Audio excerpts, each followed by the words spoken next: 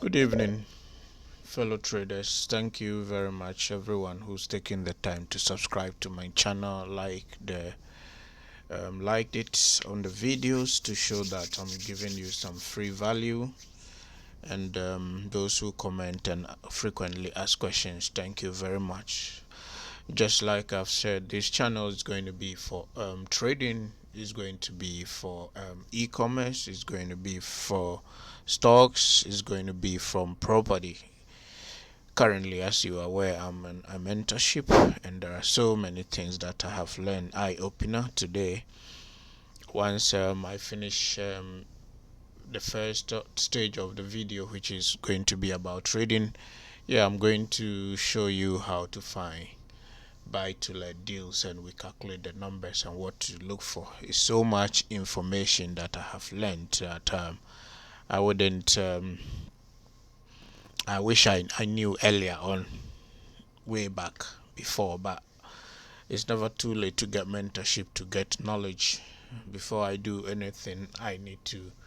Um, I'm trading as a business, so I need to get a mentor. I need to get to know what I'm doing. I need someone to guide me.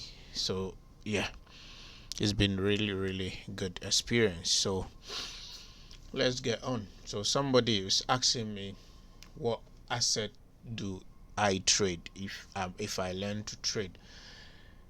I can't really tell you what you should do, but what I can say is find whatever interests you, study them, and see the one you're comfortable with. That's why there is always demo trading, which doesn't stop.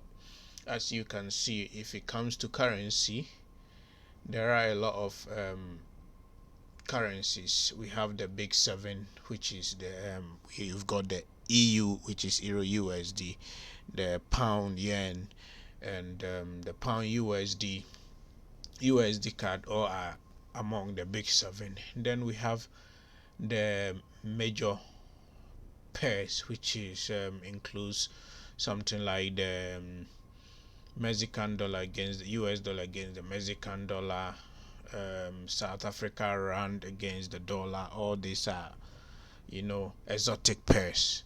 Then you have the minor one like the Euro, Aussie, and stuff. So there are so many of them. It's just about you testing them out and seeing which one you need. You don't actually need to trade everything in order to be consistent. You can trade one pair alone, like I've got here. This is the Euro, or if this is the what you want, depending on whatever strategy you want to use. You can trade one strategy a day and you will be successful. Just one strategy. But if you have a couple of things, how I select, let's say when it comes to commodities, and you are trading metals, there is gold, there is platinum, there is silver, there is palladium. All this falls into metals. Okay, so how I do selection is, if there is a buy in all of them and I don't actually have a particular one that I trade only, then I'm going to look for which one has the strongest signal of the buy to go up, then I'll choose it. When it comes to sell, is the same. When it comes to other commodities like the energy sector, when you have the natural gas, you have the US crude, you have Brent crude, is similarly the same. If there is if I'm not actually trading only one of them, and if there is buy in, let's say, US Brent and the US oil and the natural gas, I want to look at which one has the stronger signal, then I'll choose. Apart from that, you are not obliged to be trading everything. You can choose just one commodity, or just one currency, or just one indices, and trade, and focus on it and trade, and you make money, depending on whether you want to be a swing trader in that, or you want to be a day trader. Just like if you trade the US 30, then you have to be careful, because that moves very fast. And if you are a beginner, I wouldn't advise you to trade the US 30. That's if indices is what you love. You can trade the DAX. not the DAX, even the FTSE 100, which is really a slow market.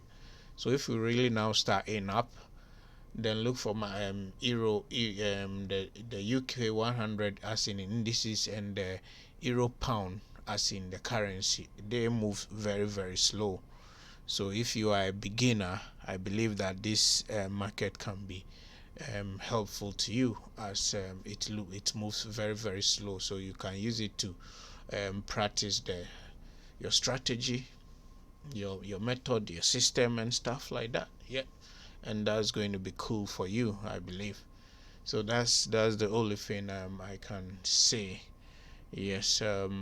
Apart from that, it's more about practicing, looking for a mentor, looking for the strategies that work for you, and beginning to make small amount of money per day. Then once your strategy gets lit up, you start scaling up from there. This is how it is, and it's more about discipline, showing up every day, because like I always say, the market is, whether you are a swing trader or you are a day trader, the market is not going to call you and say, hey, I'm ready for buy or sell, so come and place trades and make money.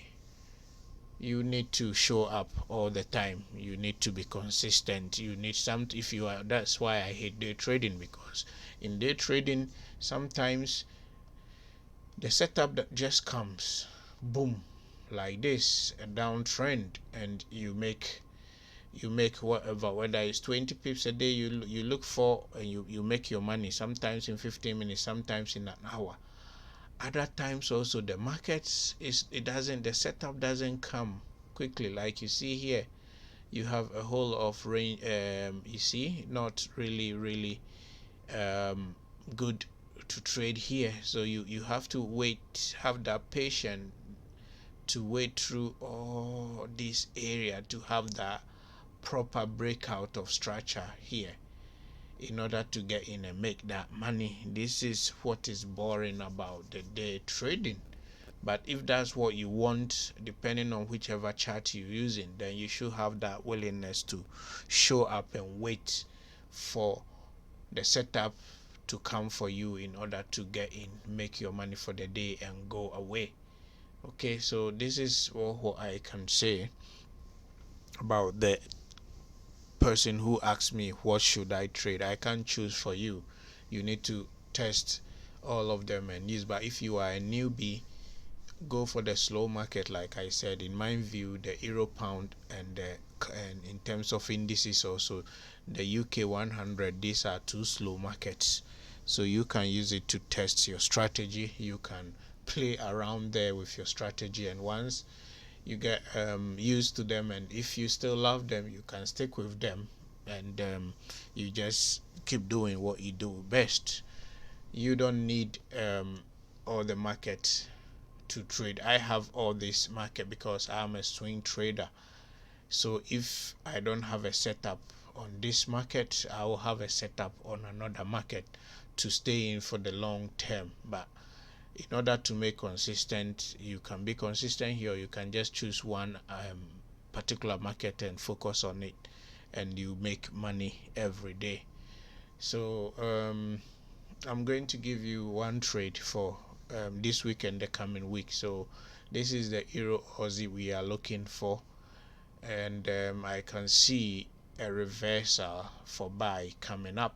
So if you should start looking for a reversal from probably tomorrow, and to looking for a buy position into the whole of next week. So just to look for a buy. I'm not giving out levels and stuff. I'm just saying look for buy reversal positions to go. So that's that with the trading stuff. And yes, I'll bring you my new challenge and see how it's going and stuff next week or next video once I get it. What we're going to talk about now is about the property. I hope you guys are ready. So yeah, I've learned a lot of, and my head is exploding. So how do you find an investment property? and there are so many multiple things we can do, but we cannot talk about all of them now. But today I'm just um, taking you through the buy to let. So when you're looking for an investment property, remember you are an investor. Your main aim is to make money. Okay, so first thing to do is you are looking for a property below the market price, something that you can buy and add value to it and sell. First, you need it to be below the asking price. So for instance, if we take an example of this here, this is 175. Okay, so if this is the real market value, you need this to be below this asking price. So what you need to do is look for unsold properties, because if properties have stayed in the market for long and they are unsold, they will keep reducing the prices for you. Then two, when you view the property, you have to make sure that you can add value to it, because if you cannot add value to it, it means you can't push the price up, so you can't make money.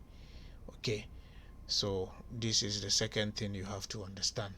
You need to be able to add value. If you can't add value and push the price up, then you are investing, so it's a no-go area for you. So, and the three is you have to know your area. How do you choose an investment area? You have to choose, it can be an area you've lived there before, or your uncle lives there, and if nobody lives there before and you find good properties there, then you need to go into the neighborhood, start talking to estate agents, start talking to people to find out about the rental, to find is it a good area, which kind of people are living in the area, and what do you, as an investor, what do you want to do with the property? Are you just doing flip? You want to buy and just add value and sell, or you want to buy, add value, and rent it for rental income, and then you know get capital appreciation over time? What strategy do you want to use? And if you want to buy and rent, what about if you buy and it doesn't rent or it doesn't sell? What are your other strategies? But first, we'll do them video by video. So today we found the property. So let's assume, for demonstration purposes, let's assume the actual price of this property is 175, but we've just managed to buy it for 130. Okay, so already we've got about 45 equity in it. This is what you mean below market value. And let's assume we could add value to this property and push the price up. So by the time you do refurbishment and everything, you have a price of about 275, which means you're going to get a very, very good profit on this property. Now, how do you do the numbers? So your numbers is going to be how much you put in for this property. Okay, so this is you've got an asking price of, okay, or you've bought the property for 130k. Okay, this is 130k. Let's assume when the refurbishment and everything is done, the gross development value is going to be 275k. Okay, for demonstration purpose only. And let's say if you decide to rent it out, let's assume you are going to get £700 a month. Okay, so yearly you are going to get about, let's say, 77, the 77, 84. You're going to get 8,400. That is the annual profit on this property. But how much money are you putting in? So you have the cost of money that will cost you to put in on 130k.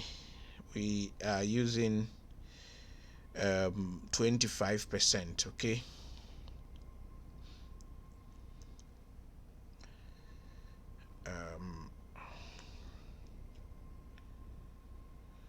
yeah, we are using 25%.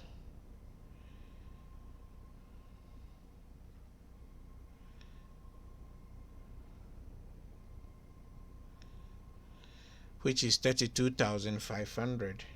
Okay, so 32,500. But remember, you have a solicitor fee to pay. So the solicitor fee and the stamp duty, let's make it about 4% of the price. Okay, so that will give you another 5,200. Okay, so you think about any expenses, all the expenses that goes through this deal for you. If you're going to rent it out, you're thinking about management fee, you're thinking about maintenance fee. So if we make that 10% each, that will bring it, let's say, assume 300. And if you are going to also take an insurance on the proper, let's make it also insurance of about 200 for the year. Okay, and void and everything. So the total amount of money you're going to put into this deal is 30. So let's assume everything is 38,000. Okay, so if you want to now find your yield, okay, on this investment, what you do is you have your annual profit, which is 8,400, divided by the amount of money you put in. So you have 8,400 divided by 30, 38 or 39, it doesn't matter. Let's assume we know what we're going. Then you times that by 100. Okay, so this gives you about 21.5%. This gives you about 21.5% return on your money. So this is where you have the big decision to make, because listen, you're making all these calculations before you view. So if you are that investor who says, I want 20 to 25% on my buy to let investment, then this deal is a yes for you. And if you are an investor who thinks that maybe you only go with 25% and above, then if this deal doesn't make sense for you, because it's giving you just 21.5%. And for you to achieve that, it means this property have to be further reduced below 130,000. And if the deal is not good for you, you have to walk away, because that's not going to be the only deal there. There are other deals that will come. So this is all you need to do before then you phone the agent. So you phone the agent and you're going to tell the agent, this is the property you've seen, and if it's still available. If he says yes, you have to let him know, yes, you like to buy it. You tell him or her who you are. You are a property investor, you buy properties and sell, but you don't want to waste their time. You are only willing to offer 130,000. So if they said they wouldn't accept your deal, then what you have to tell them is, well, if in case it doesn't sell and the seller changes their mind, they can contact you. Then you leave it. You don't have to go chasing a deal. So if it makes sense, if the property is not sold after a couple of months and nobody is coming, he can speak to the owner and come to you. The other way also getting your good deal is if you can find the vendor themselves. When I mean the vendor, I mean the person selling the property. So if you have a way of finding the owners who are selling the property themselves, it's not a way of ripping them off, but when you talk to them, you find them, you can ask them why they are selling, why are they moving, the reason behind the sale. And sometimes this can give you a very good deal, and also you eliminate the estate agents and stuff, from the scene, because remember, the estate agent wants to get the best value for the owner, because they also have a percentage in it. It's like renting a property directly from a landlord or renting a property from an agent or agency, because they factor their profit in. They want to get a very high price for the property so that they can get their commission, whatever percentage it is. So you can see how easy it is. But if you don't have this knowledge, then you can see this is just a new build, and somebody will just snap this up as an investment property. And the mistake of buying a new build as an investment property is that you don't have any value. You can't add any value to this property because it has just been built. So it will take you a very long time to get your investment back. Okay, but assuming if this is something, an old property, you can buy, push the price up, take some money out, then this is very, very good deal for investment. This is what we're talking about. So if you don't have the knowledge, probably then you're going to go here and buy this new property that you cannot add any value to it. Okay, and you can't even take equity out. But somebody who is a cash buyer may buy the same property somewhere, but a rundown property, they will add value to it, they push the price out and take all their money out, and then the property, they still own it and make very, very good returns on that. So this is the difference when you have the knowledge versus somebody who doesn't have the knowledge. So it's good to get the knowledge. We'll be talking about things that I have learned, various ways, strategies you can be making money in property investment, and starting with nothing or little money. Okay, it's been an eye-opener. The main course I was doing was the developmental course, but then my mentor said, why don't you do this, that, and that, and that? And I'm beginning to see. So it's been a lot of things to take in, and I'm taking my time. Probably we'll take a break and then probably continue on, just put what I have learned into action, and every deal that we'll be doing will be recorded and will be brought to you on this channel, and the numbers and everything, so you know how easy it is to go. It's not only property. Like I said, there are so many ways you can make money becoming an entrepreneur, whether it's affiliate marketing, whether it's property, whether it's trading, whether it's e-com, whether it's being a content creator. So it's just finding what you love and do. I have been working in properties. I'm a project control engineer. So yeah, but working in properties, working on big project construction projects, from refurbishing, hotels, cinemas, big conversions, new build, huge projects, is different when you are investor, when you are the developer, because you just got a job as a project manager or planning engineer or project control quantity surveyor, and you just go do your work and come. You don't think all this about yield. You don't think about all the various things that we talk about. You don't even know about gross development value and all those jargons. You just an employer, 9 to 5. So you go and work and you go home. But when you now the developer, the person going to make the deal, financing, is sourcing the money and stuff, then all these things become very, very interesting to you. So now the thinking become different.